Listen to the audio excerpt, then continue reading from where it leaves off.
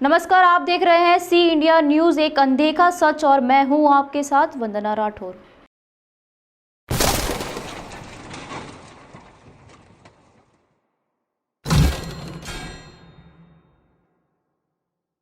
चलिए अब आपको एक ऐसी तस्वीर बताते हैं जो मध्य प्रदेश के उज्जैन जिले की है। जी हां, वैसे तो मध्य प्रदेश की शिवराज सरकार ने गेहूं उपार्जन केंद्र को लेकर तमाम तरह के दिशा निर्देश समस्त प्रशासनिक अमले को दे रखे हैं कि अन्नदाता किसान को किसी भी तरह से परेशानी का सामना न करना पड़े और समय रहते ही गेहूँ खाली पड़े गोडाउन में ले जाया जाए, साथ ही वहाँ से परिवहन की व्यवस्था समुचित करते हुए नियत स्थान पर गेहूँ को पहुँचाया जाए।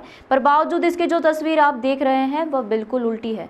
तो चलिए आपको दिखाते हैं उज्जैन जिले के इलाके में की गई हड़ताल की तस्वीरें, जिसे देख आप भी कहेंगे कि आखिर हो क्या रहा है।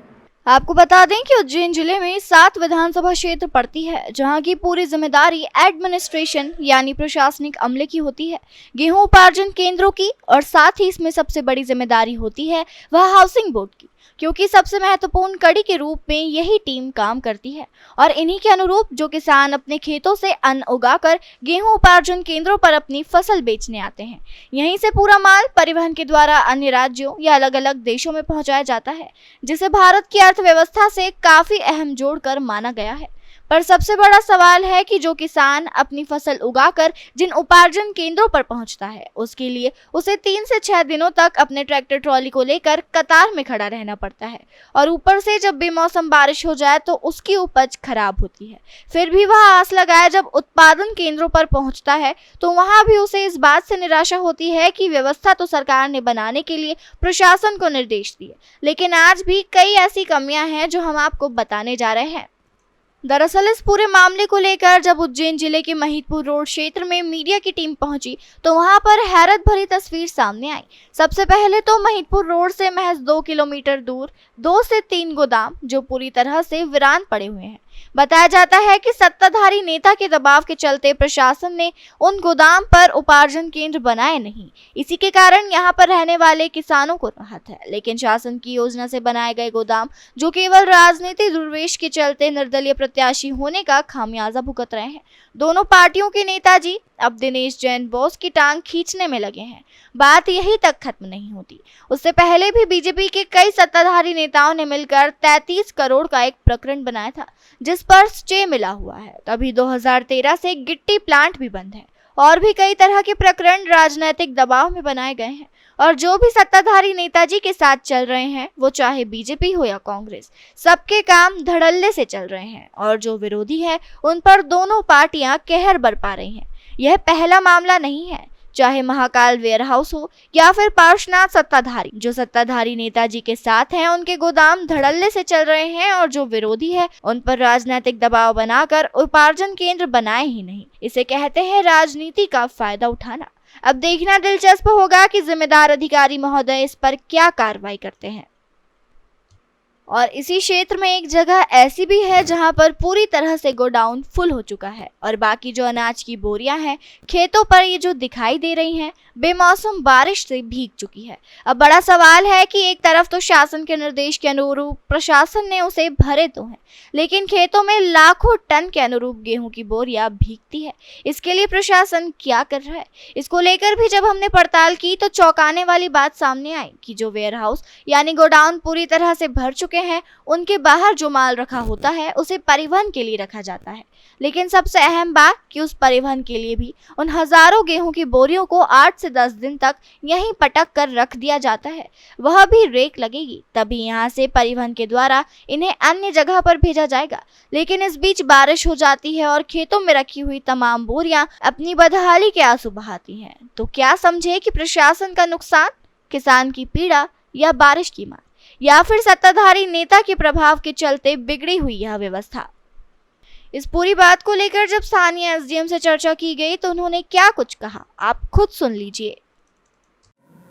मेरे यहाँ पर महिदपुर तहसील के अंदर 2 वेयर हाउस झाड़ला कटन पे हैं और 2 वेयर हाउस महिदपुर रोड के पास बपैया रोड पे हैं। लगातार 10 सालों से मेरे वेयर हाउस के ऊपर कोई उपार्जन केंद्र नहीं बनाया जा रहा है।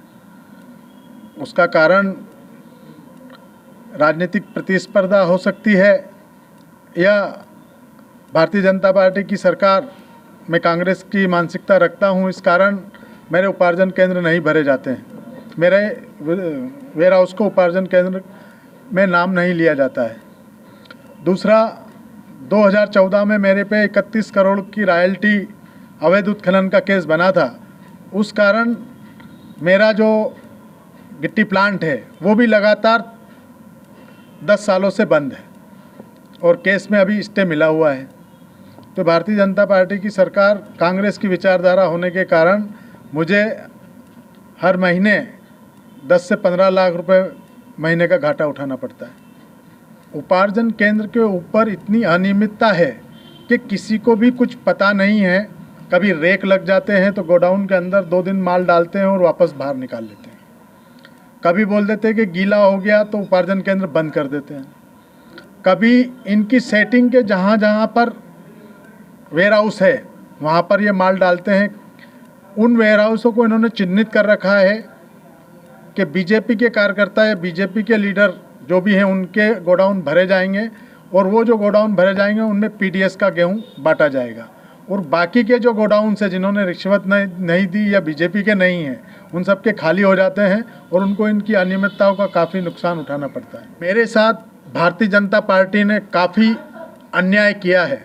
मेरी गलती इतनी है कि 2013 में मैंने कांग्रेस और भारतीय जनता पार्टी दोनों की उपस्थिति में निर्दलीय फॉर्म भर दिया था और मैंने उस चुनाव में 53,000 वोट प्राप्त किए।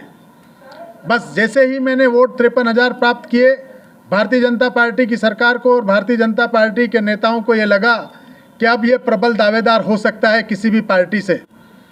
तो उन्होंने 2014 से लगा के 2023 तक मेरे 4 गोडाउन यहाँ पर हैं, उनको कभी भी उपार्जन केंद्र नहीं बनाया और मुझे प्रताड़ित करते रहते हैं।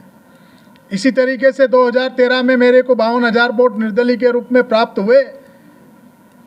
उसके 6 महीने बाद इन्होंने मेरे पे 31 करोड़ का रॉयल्टी का केस बना दिया। शासन का एक पॉलिसी मैटर है जिसके तहत एफसीआई के गोदामों में माल परिवहन किया जाना है और जितना माल निश्चित उतना माल रैक के माध्यम से परिवहन किया जा रहा है, लेकिन रैक बराबर न लगने के कारण परिवहन थोड़ा सा कमी हो रही है और हमारे द्वारा बराबर प्रयास किया जा रहा है कि परिवहन तेज गति से हो ताकि कोई भी माल शासन का या किसानों का खराब नहीं हो। और क्या आपके द्वारा क्या व्यवस्था की गई निरीक्षण या करने के लिए, जैसे मामला आपके संज्ञान में लाए? मेरे द्वारा खुद निरीक्षण किया गया है, तहसीलदारों को निर्देशित किया गया है कि अपने क्षेत्र में निरीक्षण करें और जो भी समस्याएं हैं उनको रेस करके वस्तुस्थिति प्रतिवेदन दें। साथ ही मेरे द्वारा प्रतिदिन जीएसओ से भी रिपोर्ट ली जाती है कि कितना माल उपार्जित किया गया है, कितना माल का परिवहन हो चुका है और कितने माल का परिवहन होना शेष है। और जो परिवहन होने से शेष माल है उसके संबंध डीएम नाम से चर्चा करते हैं ताकि परिवहन तेज गति से कराया सके। जो खाली पड़े वेयर हाउस उनको कैसे आगे देखना चाहेंगे? वैकल्पिक व्यवस्था क्या की जाएगी उनके लिए? ऐसा कुछ वो शासन के पॉलिसी मैटर के तहत है, लेकिन वस्तु स्थिति की जो रिपोर्ट है वो हमारे द्वारा प्रतिदिन कलेक्टर महोदय के संज्ञान में लाया जाएगा और फिर शासन की तरफ जो भी व्यवस्था संभव हो सकती है। तमाम खबरों के लिए देखते रहिए सी इंडिया न्यूज़, एक अनदेखा सच।